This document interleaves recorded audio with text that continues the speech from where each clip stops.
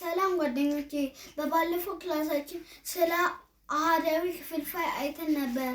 ዛሬ ደግሞ የምንማረው ስለ አቻ ክፍልፋይ ወይም ኢኩቫለንት ፍራክሽንስ ነው። እስቲ አንድ ክፍልፋይ እንውሰድ።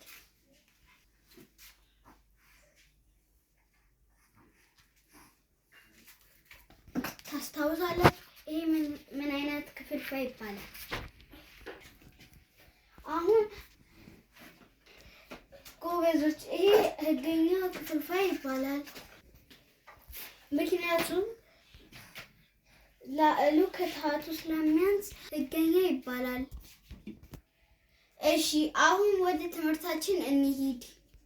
የሁለት አምስተኛን ክፍልፋይ ለማግኘት አቻ ክፍልፋይ ለማግኘት ላዕሉና ታቱን በተመሳሳይ ቁጥር ማባዛት ብቻ ነው።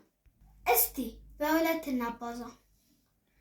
2 ባዛ በ2 እኩል ይሆናል 4። 5 ሲባዛ በ2 10። ስለዚህ የሁለት አምስተኛን አቻ ክፍልፋይ አገኘን። መልሱ 4/10 ነው።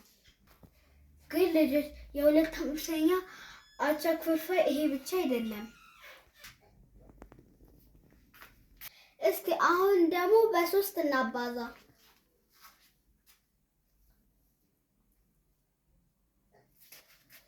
2 ሲባዛ በ3 6።